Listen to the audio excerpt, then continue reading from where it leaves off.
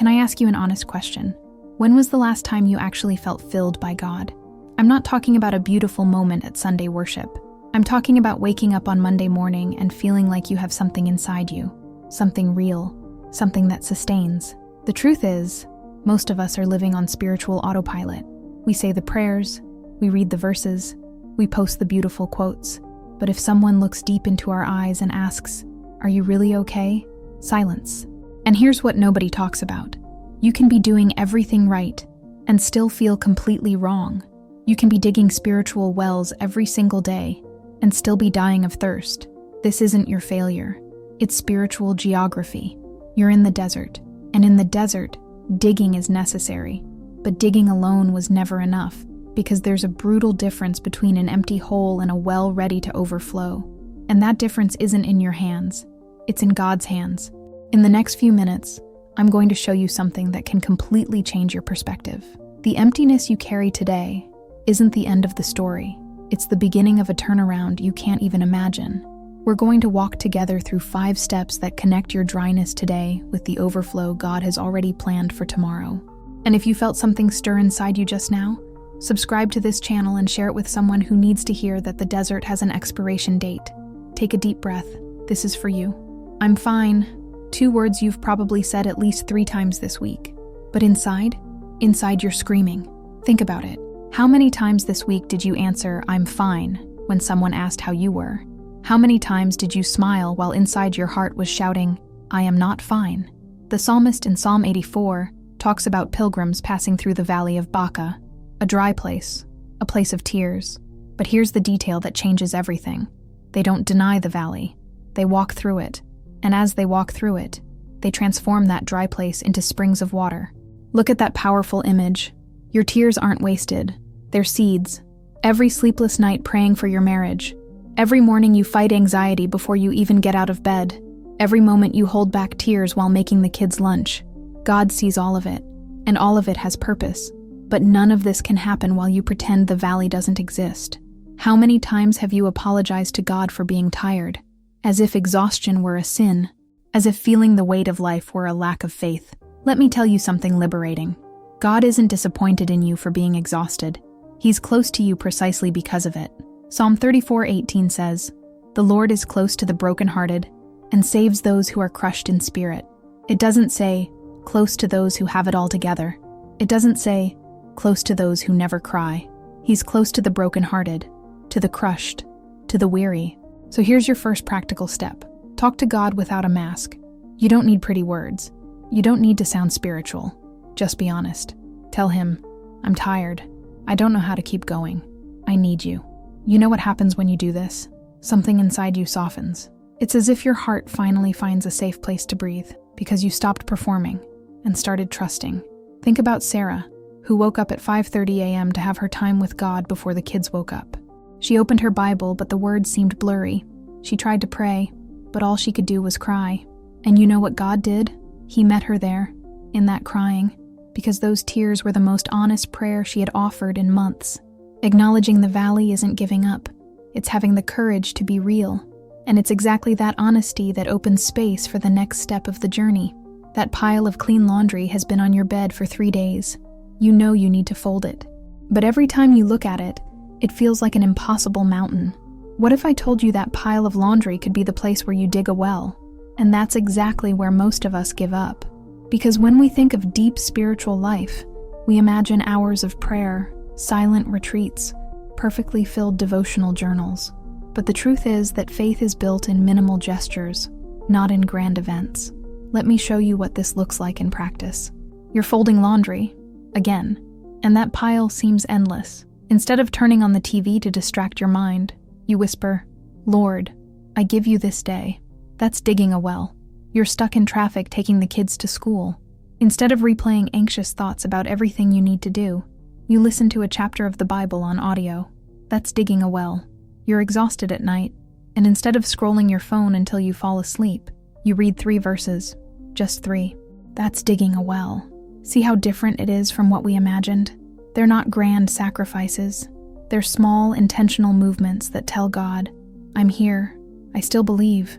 Even tired. I choose to seek you." Think about that mom who stuck a verse on the refrigerator door. It seems simple, almost childish, but every time she opens that door, 5, 10, 15 times a day, she reads, "The Lord is my strength," Psalm 28:7. It seeps in, it shapes. It digs a space in her heart where God's word can echo. These gestures are like those small shovels workers use to dig wells in the desert. They don't move mountains of sand at once, but shovel by shovel, they go deep. And here's what you need to understand. God values these small gestures more than occasional grand spiritual performances, because they reveal something much deeper: perseverance, faithfulness, daily trust. Proverbs 16:3 reminds us, "Commit to the Lord whatever you do, and He will establish your plans." It doesn't say, "Do grand works."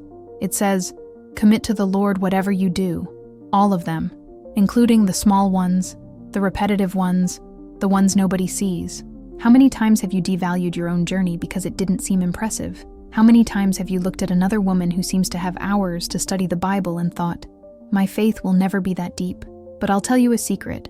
That woman is also digging wells, in her way, and you're digging in your way. And God sees both, and He rejoices in both. So here's your second practical step. Choose one small gesture, just one, that you can do daily. It could be listening to a Bible audio in the shower. It could be praying while you make coffee. It could be memorizing one verse per week. It doesn't need to be big. It needs to be yours. And as you do this, remember, you're not just creating a habit. You're digging a well. And very soon, you'll understand why this matters so much. Because this well you're digging isn't going to stay empty forever. But here's the twist you need to hear. Your efforts, no matter how faithful, will never fill that well. And that's where everything changes. Have you ever tried to fill a cup while holding it upside down? Sounds ridiculous, doesn't it? But that's exactly what we do in our spiritual lives. We work tirelessly trying to fill ourselves with our own hands, forgetting that the water needs to come from above. And you know what's even more incredible? You were never supposed to be able to do it. Think about the irony. You spend months, maybe years, digging this well with tremendous effort. You blame yourself when you can't pray enough. You feel like a failure when you miss a day of Bible reading. You measure your spiritual worth by your productivity for God. But here's the truth that sets you free. The rain doesn't come from the well. The rain comes from heaven. In Psalm 84, those pilgrims didn't fill their own wells. Verse 6 says, "The autumn rains also cover it with pools." They dug. But God filled. They prepared the space. But God poured out the water. And this changes absolutely everything. Because it means you can stop carrying that heavy guilt every time you feel you're not doing enough. You can stop measuring your faith by the number of chapters you read or the minutes you prayed. You can finally rest knowing that the transformation of your heart doesn't depend on your performance. It depends on the generous grace of a God who sees you tired and decides to fill you with Himself. Imagine this scene. You're in the kitchen, again, washing dishes after dinner. The kids finally went to sleep. The house is quiet. And you look out the window and notice a gentle rain falling outside. You didn't make that rain fall. You didn't control the clouds. It just came. That's how God's grace works. You don't manufacture it. You don't earn it. You receive it. Ephesians 2:8-9 is clear. "For it is by grace you have been saved, through faith, and this is not from yourselves. It is the gift of God, not by works, so that no one can boast." Not by works, not by your effort. It's a gift. It's grace. And when you finally understand this, something changes in how you live. You stop waking up every day asking yourself, "Will I be able to be a good Christian today?" And you start waking up saying, "Lord, I depend on you. Fill me with what I can't produce on my own." That morning prayer you say while making coffee, it doesn't need to be long. It doesn't need to be poetic. It can just be, "God, today I need you. I can't do this alone. Pour your grace over me." And you know what God does when you pray like that? He answers. Not necessarily by removing the difficult circumstances, not necessarily by making your day easier, but by pouring into you a peace that doesn't make sense, a strength that didn't come from you, a hope that endures even when everything seems impossible.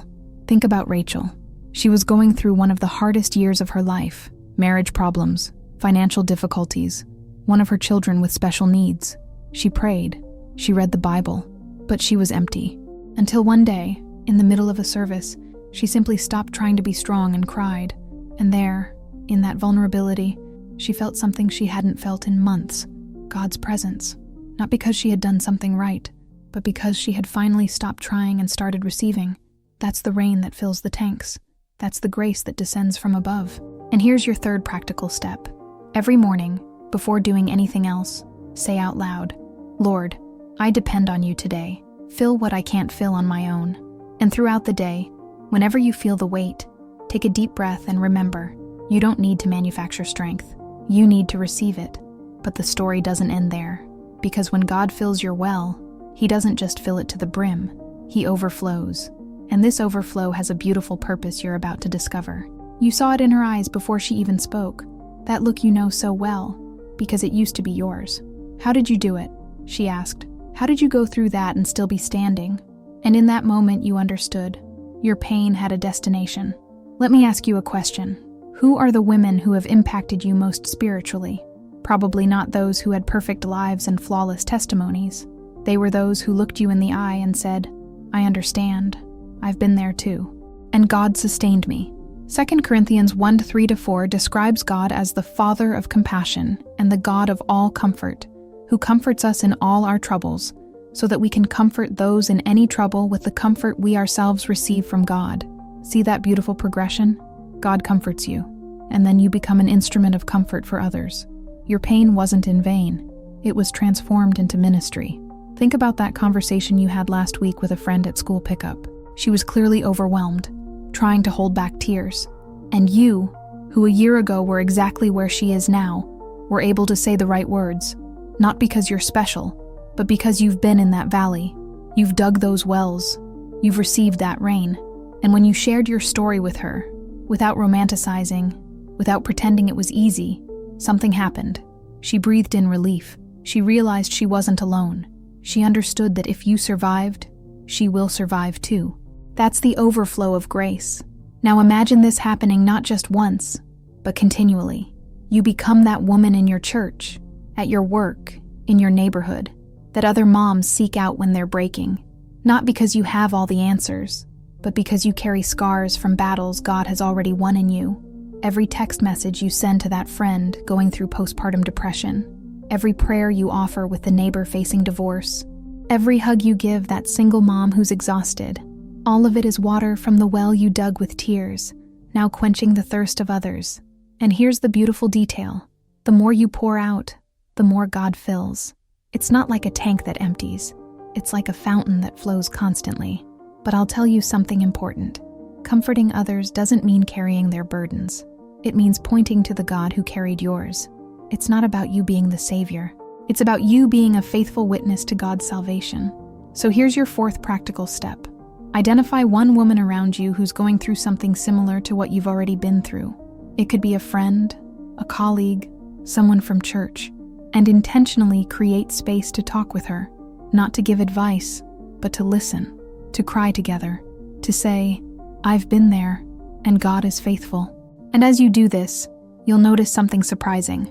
Comforting others also renews your own faith, because every time you tell what God has done for you, you remind yourself that He's trustworthy. Every time you point another woman to Christ, you're also looking at Him again. This cycle of receiving and giving, of being comforted and comforting, of digging and overflowing, this is the rhythm of mature Christian life. And it prepares you for the last step, which is the most transformative of all. The alarm goes off, and before you even open your eyes, you already feel the weight. Again, you think, another day. But what if another day is exactly what you need to see the miracle? Here's the reality. You're going to have days when the well will seem empty again. You're going to have mornings when you wake up and think, "I can't do this anymore." You're going to have moments when you doubt whether this whole journey is worth it. And that's exactly where renewed hope comes in. Because persevering doesn't mean never doubting. Persevering means continuing to walk, even when you doubt. Persevering means opening the Bible one more time, even when the words seem distant. Persevering means praying one more prayer, even when heaven seems silent. Hebrews 10:36 reminds us, you need to persevere, so that when you have done the will of God, you will receive what He has promised. See what's implied there? There's a promise. There's a result. There's something waiting for you on the other side of this perseverance, but you'll only reach it if you don't give up now. Think about all the women in the Bible who persevered. Sarah, who waited decades for the promise. Hannah, who wept for years in the temple before God gave her Samuel. Ruth, who gleaned grain day after day before her story changed. None of them saw the miracle immediately, but they all saw it, and you will see it too, because God didn't bring you this far to abandon you now. He didn't teach you to recognize the valley just to leave you in it. He didn't teach you to dig wells just to keep them empty. He didn't pour out His grace on you just for you to remain stagnant. Every step of this journey had a purpose. And the final purpose is to transform you into a woman of faith deeply rooted in God's eternal love. A woman who doesn't give up, not because she's perfect, but because she knows the one who is faithful. So here's your fifth and final practical step. Create a ritual of remembrance. It could be a journal where you write down small victories. It could be a verse you repeat every morning. It could be a song you sing when you're discouraged. Something that reminds you that God has brought you too far to abandon you now. And every time you feel like giving up, and you will feel it, return to that ritual. Read what you wrote, sing that song, repeat that verse, and let hope be renewed once more, because that's the beauty of life with God. He doesn't give us hope just once. He renews our strength like the eagles, day after day, morning after morning. Every sunrise is a reminder that His mercies are new. Every new breath is an opportunity to start again. And as you continue, as you persevere, something surprising happens. You realize that the valley you feared so much became the place where you found God for real.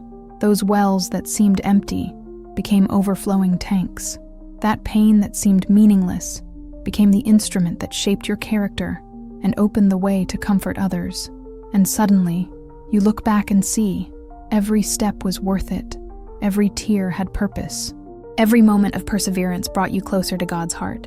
Now it's up to you. After everything we've heard today, what will you do with the well that's before you? Will you keep seeing only an empty hole? Or will you recognize that this is the exact place where God decided to pour something new into your life? Ask yourself right now, what is God calling me to trust today? What simple movement, even while tired, can I make to allow Him to fill this well? What do I need to surrender, release, or restart? You're not alone. And if God put this video in your path today, it's because He's waving to you, saying clearly, I am near, and I will fill this emptiness. So continue. Apply what you learned here. Take the next step, however small it may seem. Don't give up now. You're much closer than you think to seeing this well overflow with God's grace. And I really want to continue this conversation with you. Leave here in the comments, which of these 5 steps spoke deepest to you today? What's the well you're digging in this moment of your life? Let's walk together on this journey. And if this content touched your heart, subscribe to the channel and turn on notifications to continue receiving words that strengthen, direct, and renew your faith. Share it with that friend who also needs to hear that God is near, even in the deepest valleys. Until next week. And remember, the empty well today is the overflowing tank tomorrow.